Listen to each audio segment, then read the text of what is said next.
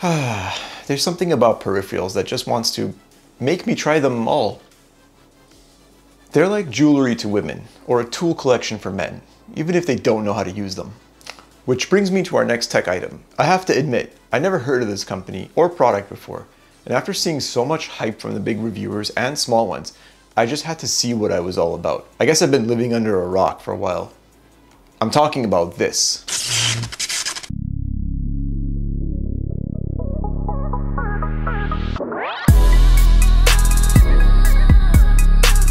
The Keychron K2 version 2 wireless RGB LED keyboard.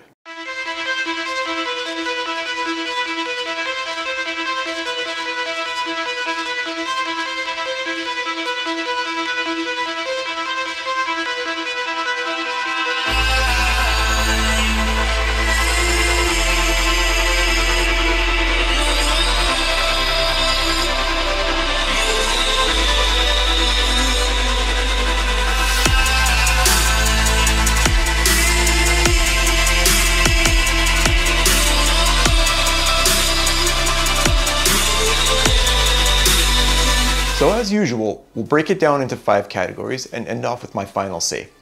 5W tech, 5 categories, 5 likes. Come on guys, my content is relatively good. Help me out by giving me a like and a sub at the end of the video. I've seen worse stuff out there. Today I'm gonna be reviewing a keyboard, and I just wanna tell you guys about what I did. Can you see the keyboard? Can you guys see the keyboard? Let me know if you can see the keyboard. Okay, I'll just no. Mom, I dropped the camera! Okay, first thing first. I'm not new to the world of compact wireless RGB keyboards. I own 2 Drevo Calibur keyboards, one white and one black. Yin yang! The black is paired with my main rig, and the white is used with my basement rig on the 4K TV. I've been using them for over 3 years now, and love them. The only issues that have come up is the slightly degraded battery life, my fault for probably leaving the black one plugged in most of the day, and second, extreme finger grease stains on the white one. It still doesn't faze me. I love them. So why should I switch? Why hasn't the Drevo just been crowned king of keyboards? I'll tell you why. Because the keyboard market is highly saturated. Too many variants, new startup companies, hundreds of budget gaming keyboards with fancy doohickeys and subpar features. My strategy for this has always been, you pick one, you stick to it. It breaks, you buy a new one. But Keychron exploded into the YouTube community faster than I can say, budget wireless RGB keyboard. What? Enough blah blah. Let's get to the meat and potatoes. First and foremost, what is it? The Keychron K2 version 2 is an 84 key white LED or RGB backlit, compact Bluetooth, wireless, hot swappable mechanical keyboard. Holy moly, that's a mouthful. Even with its compactness, it still manages to retain the shortcut and arrow keys on the right side, as well as the F keys which are missing on my Drevo. Out of the box, it's more tailored towards Mac users, but is fully Windows compatible once you swap out a couple of the Mac command keys. The extra keycaps are included in the box, which means no confusion when placing your order for Mac or Windows. So now the categories. Number 1, build quality. Let's get more detailed now. So this is one thick boy. I mean, compared to my Drevo, it's thick. With different variants available, you can customize it on the website to feature what you want by either upping its build style with an aluminum frame and RGB, or going with basic bare bones plastic frame and white LEDs. I went for the LED backlit because why the hey not? Let's try something different. The whole thing weighs under 800 grams, so just roughly under 2 pounds. The keyboard measures in at just over 12 inches long, 5 inches wide, 1.5 inches thick.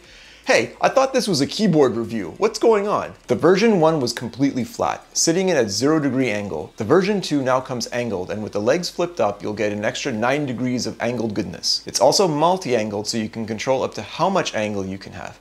That's a lot of angles. This is a great thing because it means Keychron is listening to its customers and following up with the necessary tweaks. Your wrists will thank you. By the way, have you ever gamed on a completely flat keyboard? Or typed on one? Let me know in the comments down below, that is if you can still type. Number 2, keycaps. The K2 comes with ABS plastic materials, which is a lower quality of the plastic family. The different array of gray keycaps and a few orange colored ones add some very much needed pizzazz to the K2. The keycaps look sleekish, although the material isn't the best. Since they are on the darker shade, they won't suffer the same fate as my white Drevo did. Good God, look at it. Keycap stain is a real thing with cheap plastics and can quickly go from nasty to McNasty. For longevity, you'll want to upgrade to the PBT keycaps. Skip the RGB if you're on a budget and get the PBT. PBT will still stain but won't wear down as fast as ABS and form that nasty glossy film from your fingers. So wash your hands, you filthy animal. But thankfully, Keychron has the PBT caps as an option for just $45 more, so good job on that. Number 3, switches. The K2 has 3 options for switches. Gatreon Blue, a clicky-clacky switch that is loud and audible. Not the best for the office-related work because of the noise, but great for giving feedback when typing. A true loner typist will enjoy this. Gatreon Red, very fast and responsive linear switch. This is the choice by gamers because of the proper actuation and lack of tactile bump. The red would be a better choice for a pure gamer. And yes, you can still type properly, just not the best feel for day-to-day work. Gatreon Brown, the well-balanced switch. I opted for the brown switches, I always have. They're my go-to switch for every keyboard purchase. Fitting in somewhere between the blue and the red, they're relatively quiet and give you enough tactile feedback to type up your next review and pwn some noob jubes playing your next favorite FPS game.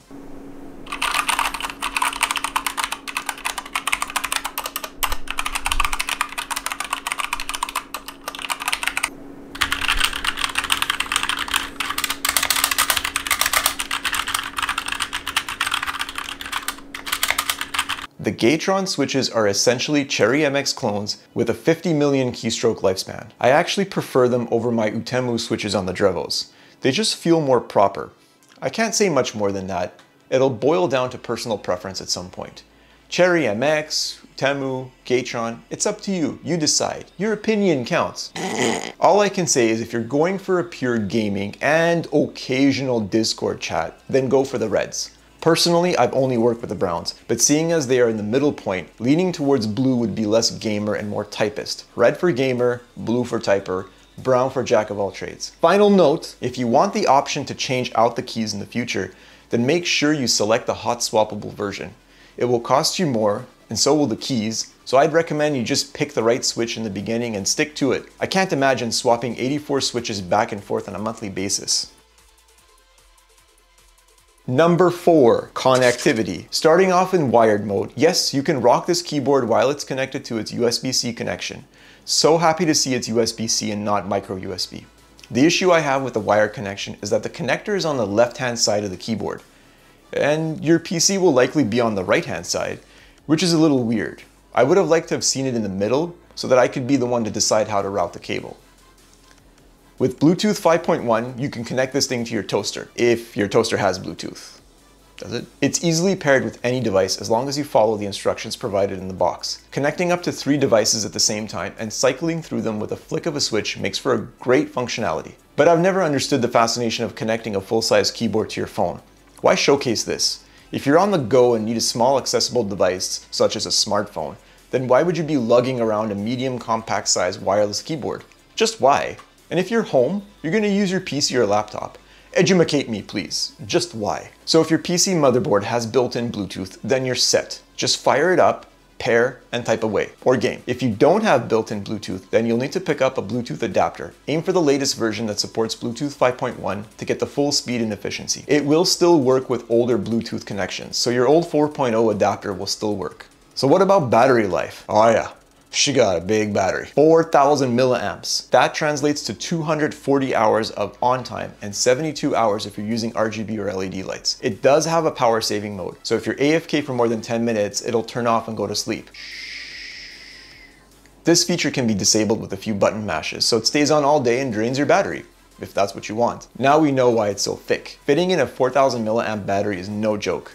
Just to give you a comparison, my Drevo Calibur will last roughly 7 hours with RGB lights on until it needs a recharge. It has a much smaller battery, and with constant charging and improper discharging, it's gone down to that ridiculous level. But wait, Keychron, you're not out of the woods yet. The K2 really needs a better battery life indicator. My Drevo will show the low battery level by flashing red on the space key, if it's low.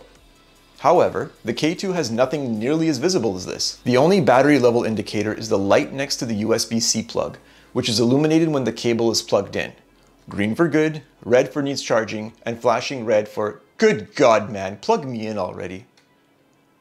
So that's not very convenient for me. Keychron, I know you're more Mac friendly, but this really isn't a handsome quality. Please fix. Number 5, stabilizers. First of all, what are stabilizers? And what do they do? So I bought this keyboard because of the great torque vectoring stabilization output and torsionary bilateral weight shifting capability, which is procedurally balanced by the built-in stage 5 stabilizers. Yeah, no. 9 out of 10 keyboard purchasers don't give a rat's patoot what they are and what they do. I never did. So now that we're doing big boy reviews, I had to figure out their main purpose and what they do before sounding like a fool. Too late for me. Stabilizers are the extra set of keys located on the larger keys, such as the space key, enter key, left shift, right shift, etc. Both the Drevo and K2 have some very basic stabilizers that take the same shape and form of Cherry MX keys. They're black, no illumination, and are compatible with other keycaps if you ever decide to mod your keyboard. The stabilizers on the K2 have very little rattle to them compared to my Drevo, so when you shake the key or rest your thumb on the spacebar, you won't notice as much noise.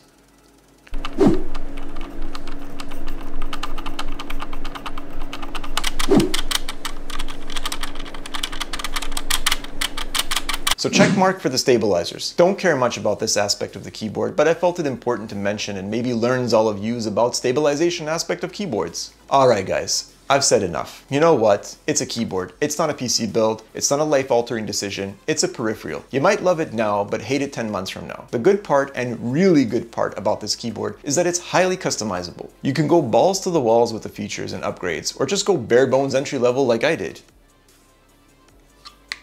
So guys, there you have it.